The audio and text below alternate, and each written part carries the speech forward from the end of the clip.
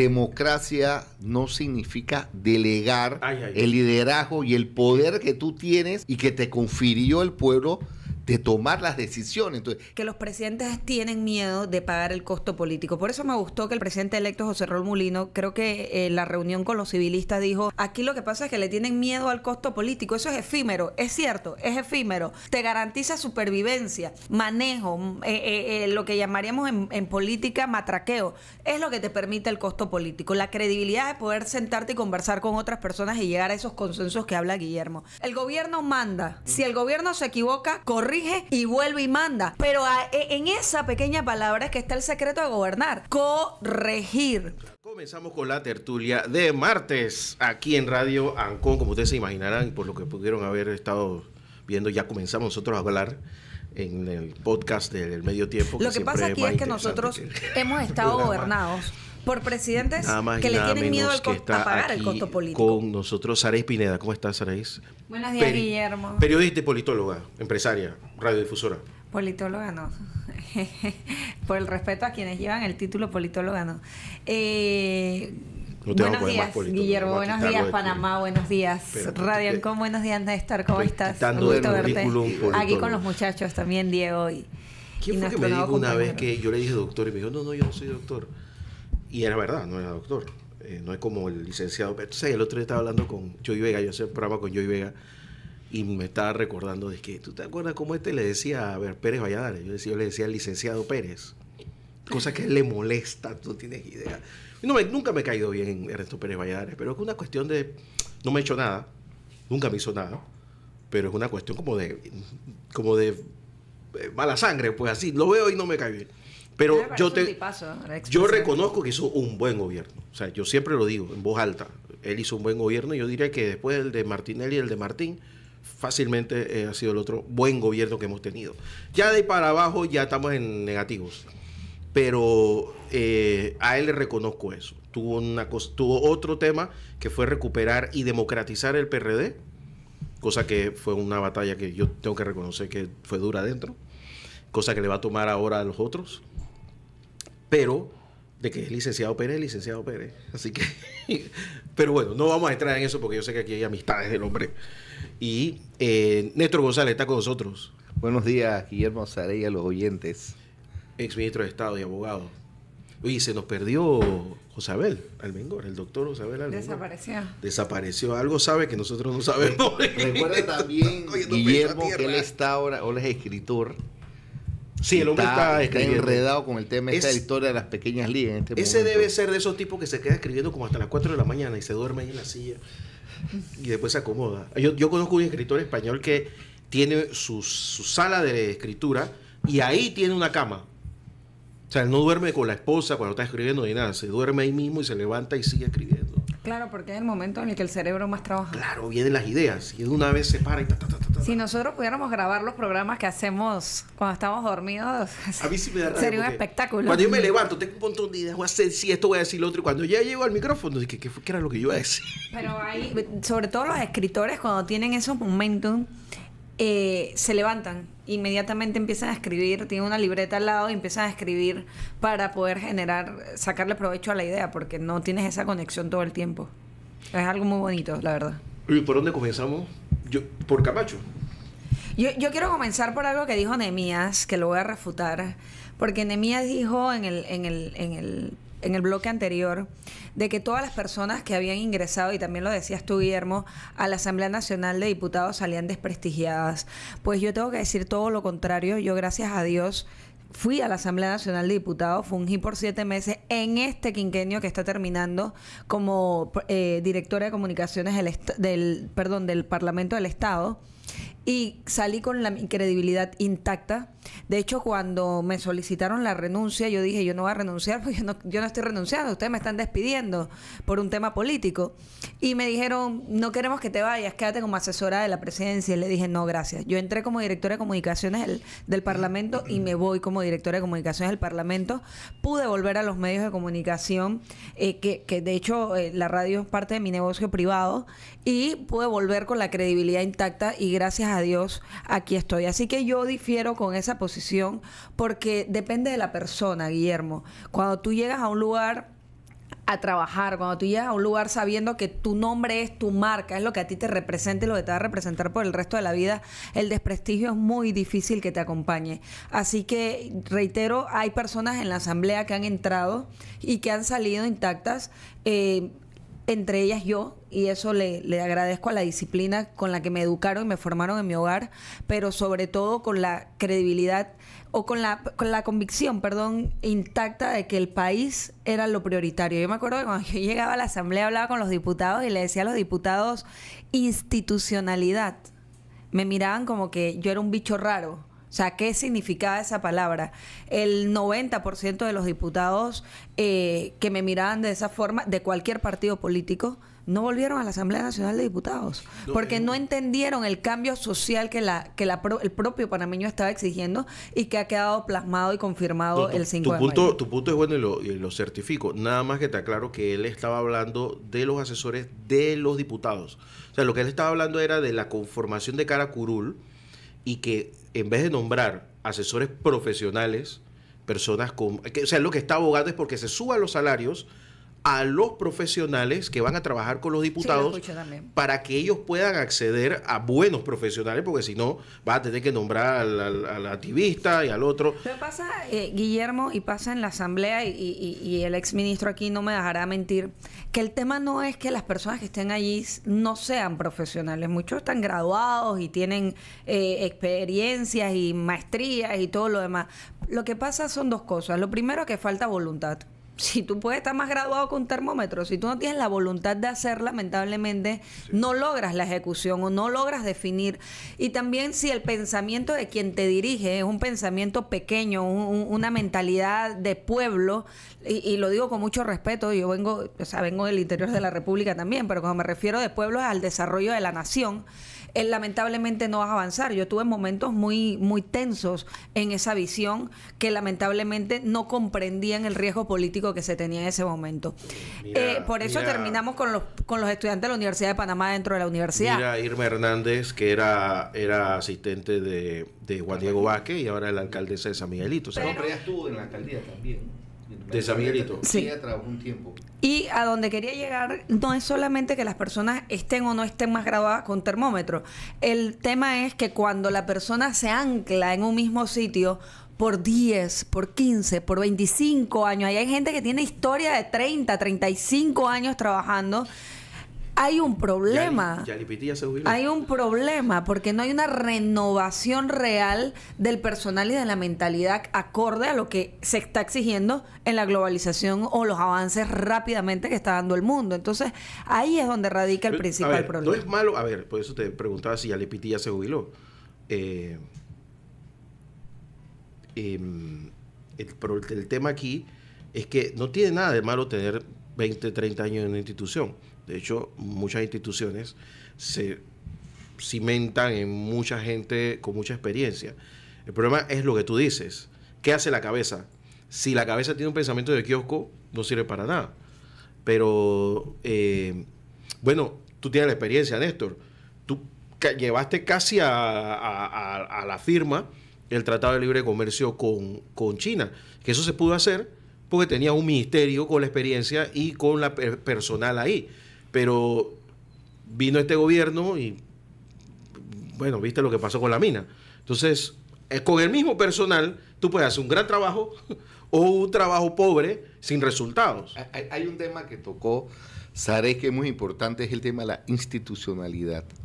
Así es. Yo he escuchado las entrevistas porque han estado viendo muchos diputados nuevos que han salido, principalmente los del Grupo Vamos. Y yo lo que tú tendría que cuestionarle es quizás el poco entender el manejo de la Asamblea Nacional de Diputados. Cuando yo escucho a ellos hablar de que hay que recortar los salarios a los diputados, de que manejar una planilla para ellos en las comisiones bastante reducidas, yo me doy cuenta es que no están entendiendo cómo funciona la asamblea y va muy de la mano lo que comenta Sarey, de que en la medida de que tú mermes los salarios en una institución, tú vas a recibir lo que tú estás pagando. Correcto. Entonces, ¿qué queremos volver? ¿En qué queremos transformar la asamblea?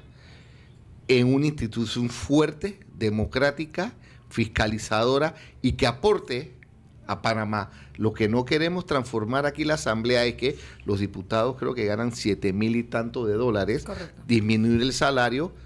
Entonces, ¿qué es lo que queremos llevar a la Asamblea? Lo que tenemos es avanzar, educar al votante, que sepa votar y llevar a las personas más preparadas a la Asamblea. Con mucho respeto tengo que decir, Néstor, ese es un discurso primero populista. Primero populista, o sea, eso de vamos a enfocarnos en disminuir el salario, la planilla, etcétera. Eso es un discurso populista, como tuvimos el discurso de la no a la reelección, que si te das cuenta desapareció en la campaña del 2024. Uno. Y dos, ese es el desconocimiento del costo de la vida. Porque si tú conoces lo que cuesta la vida, tú vas a decir, oye, yo no puedo contratar a un abogado para pagarle $1,500, porque el abogado no va a poder vivir. Entonces ahí donde viene el espacio, ¿para qué? Para la tentación. Entonces, en la medida en que realmente el prestigio, el profesionalismo vuelva al Parlamento del Estado, en esa misma medida tú vas a evolucionar como país, y la sociedad te va a permitir a ti no cuestionarte, por ejemplo, altos salarios de $5,000, $7,000, que bueno, que ya no son ni tan altos salarios, ¿no? Cuando nosotros nos trasladamos a lo que realmente le queda al funcionario. Y con esto yo no quiero justificar lo que ha pasado en la Asamblea Nacional de Diputados, y eso yo lo quiero dejar bien claro. Lo que sí quiero también es establecer que hay parámetros importantes que no se están contemplando, que no se han contemplado y que creo que no se van a contemplar en corto plazo. Ahora, la pregunta sería, ¿cuál sería la intención que tiene el presidente electo con respecto a la elección de la Junta Directiva de la Asamblea el 1 de julio? Porque tenemos que tomar en cuenta quienes llevan la agenda legislativa es la Junta Directiva, tomando en cuenta de que en diciembre, del 1 de julio a diciembre hay que nombrar a un nuevo contralor, a un nuevo procurador, 2 nuevos procuradores.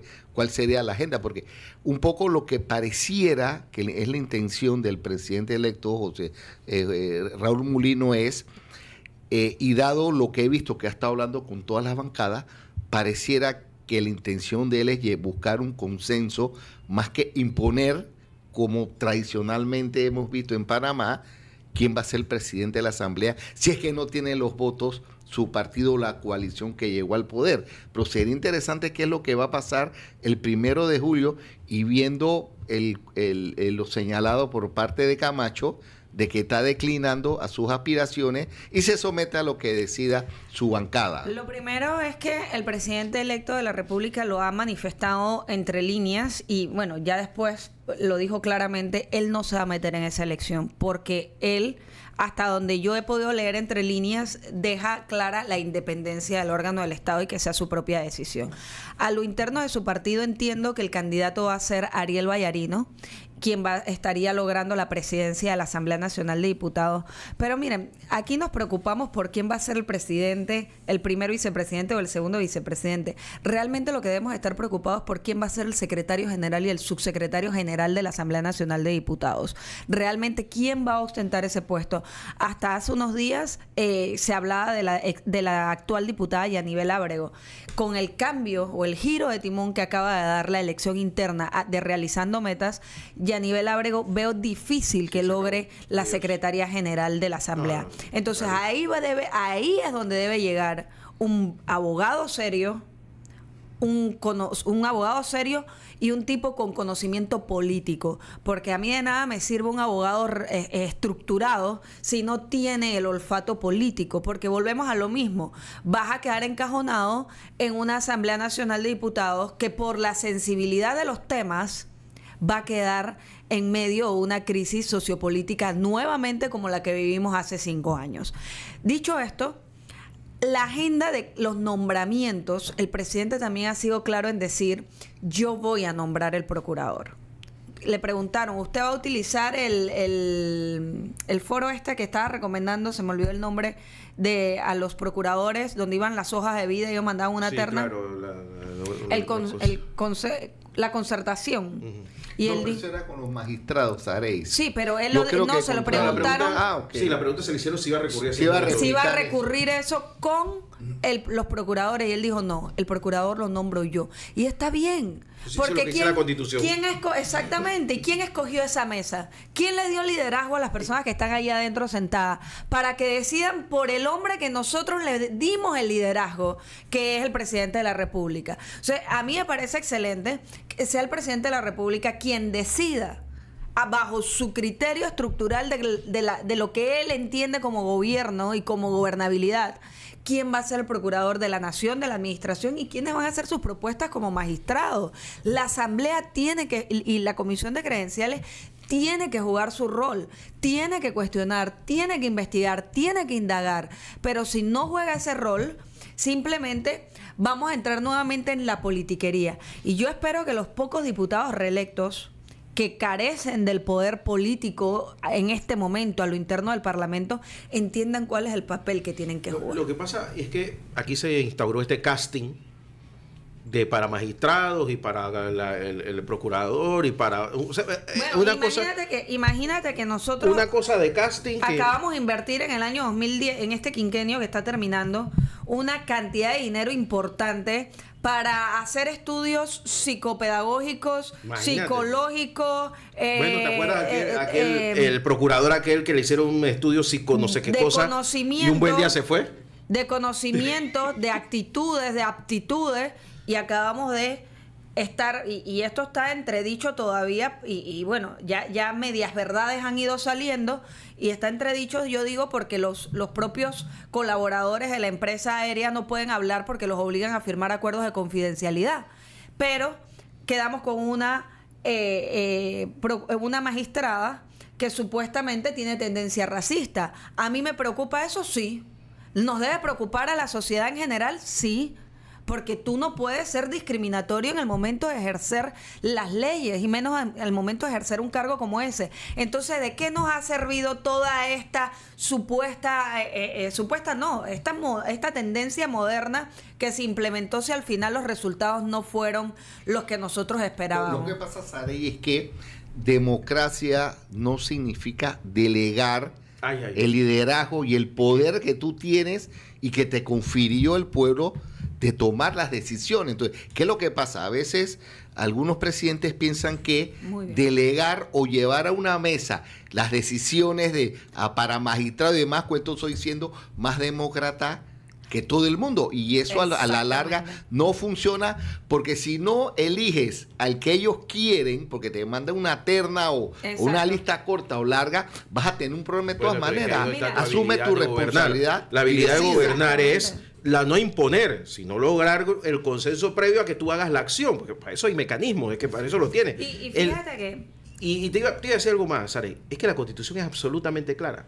Así es. El presidente nombra a los magistrados, el presidente nombra al procurador y la Asamblea lo ratifica. Es un funcionario de la Asamblea. ¿O no? Perdón, y es lo mismo el Contralor. Lo mismo el Contralor. Si fracasa el presidente, bueno, tiene un problema.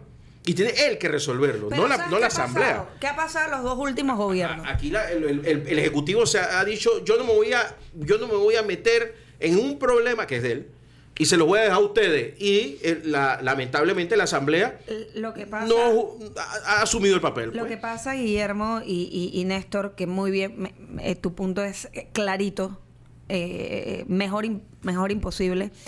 Lo que ha pasado aquí es que los presidentes tienen miedo de pagar el costo político. Por eso me gustó que el presidente electo José Raúl Mulino, creo que en la reunión con los civilistas dijo, aquí lo que pasa es que le tienen miedo al costo político. Eso es efímero, es cierto, es efímero.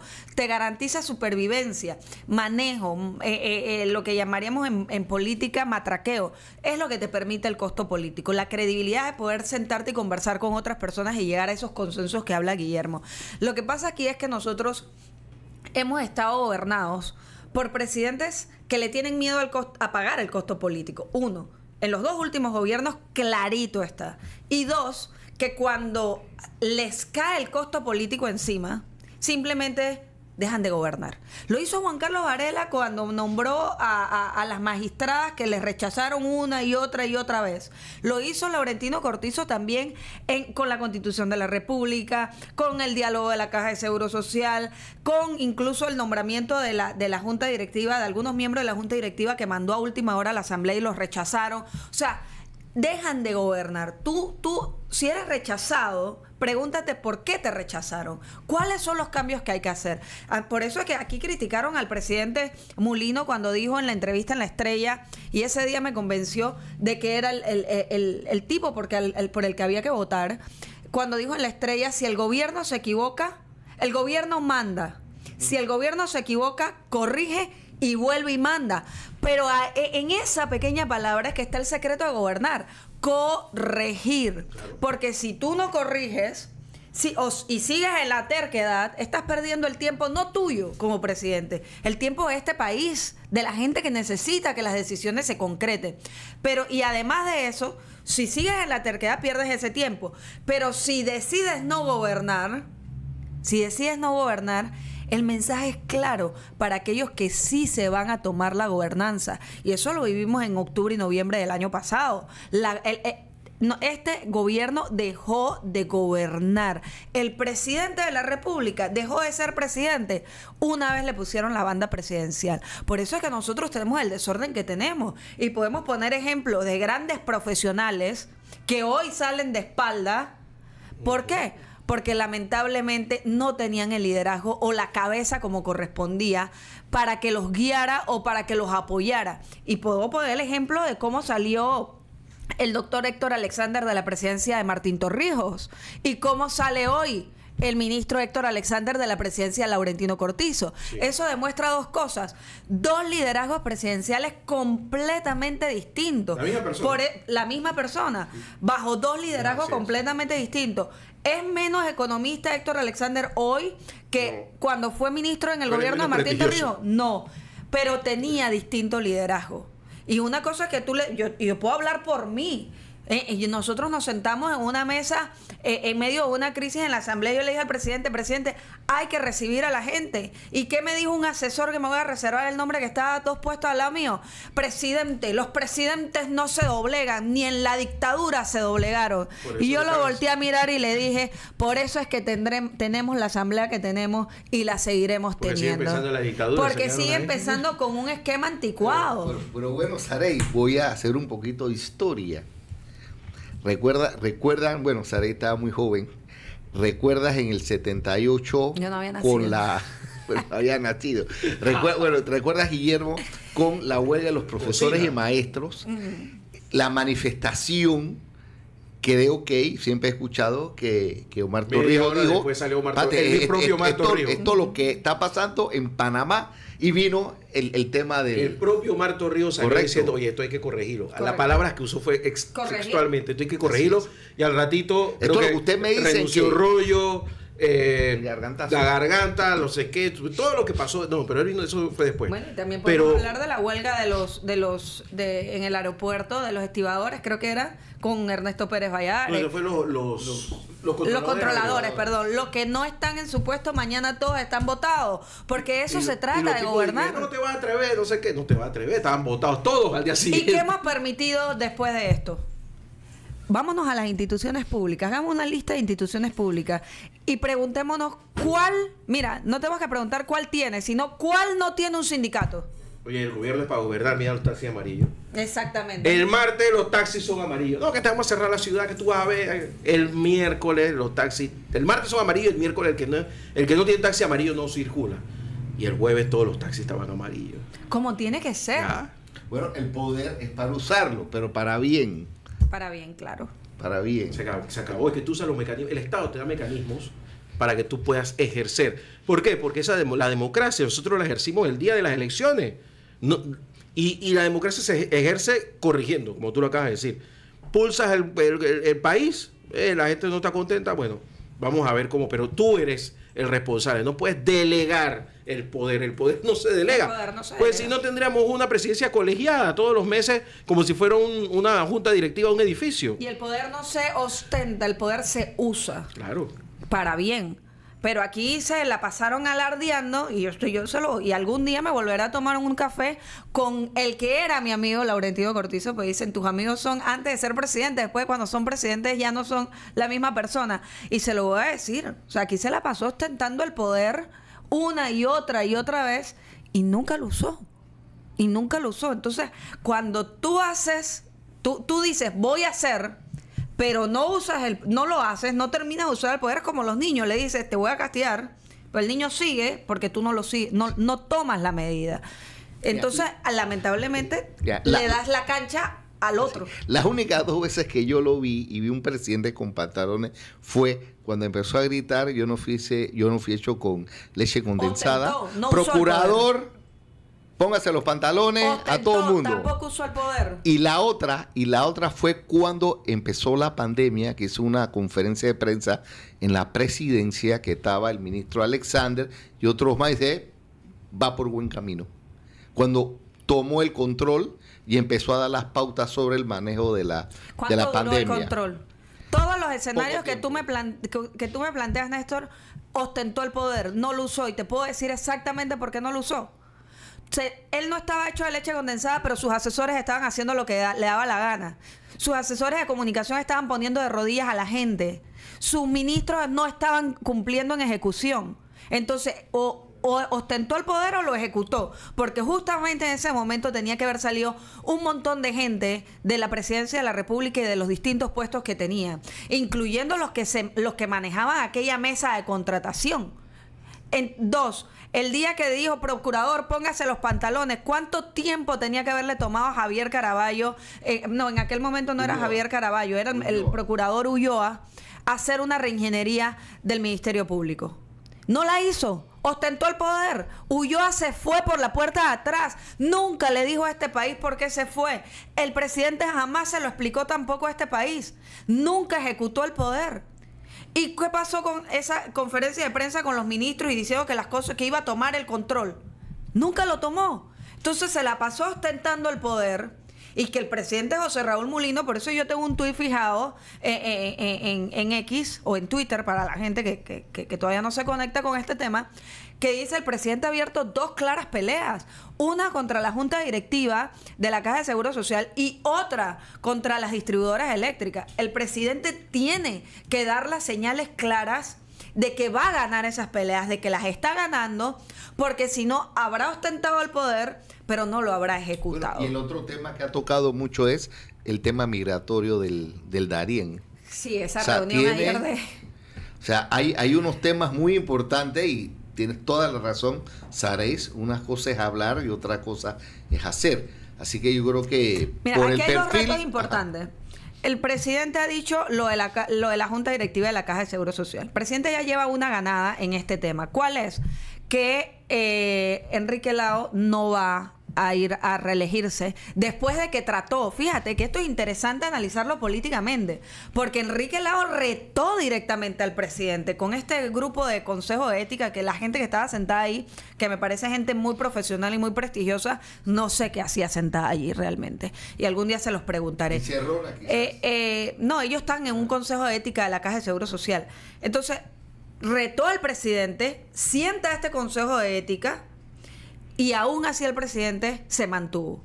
¿Y qué tuvo que salir a decir? Que él no iba a reelegirse. O sea, el presidente lleva una ganada, y ahí viene el siguiente reto, que es el primer reto y el más grande para la Asamblea Nacional de Diputados. La Asamblea Nacional de Diputados y su presidente, que en este momento creo que va a ser Ariel Vallarino, y todo ese consenso que él va a lograr, necesita tener en un periodo no mayor de 10 días todas las comisiones políticas de la Asamblea instalada, principalmente la de credenciales. Eso va a depender de la cantidad de votos que saque el candidato. Por supuesto. Ahí vamos a ver. Si saca una cantidad suficiente, esas comisiones se hacen en 2 minutos. Tienen pero que si estar no... listas. ¿Por qué? Porque eso es lo que le va a garantizar al presidente poder enviar la nueva propuesta de la Junta Directiva de la Caja de Seguro Social y renovarla. ¿Por qué? Los directores, lo que tienen que ratificarse. Porque por ley... ¿Por qué pongo primero la Caja de Seguro Social y no los directores que tienen que ratificarse? Porque por ley nosotros estamos en medio del concurso del nuevo director. y creo que solamente 1 o 2 personas se han atrevido a presentar su currículum. ¿Por qué? Por el llamado que hizo el presidente de decir: no les voy a aceptar a esta junta directiva vencida de la Caja de Seguro Social la propuesta o terna para el nuevo director de la Caja de Seguro Social. Entonces hay que apurarse, hay cosas que atender ya. Vamos a la pausa y regresamos aquí en La Mañana Ancon por Radio Ancon.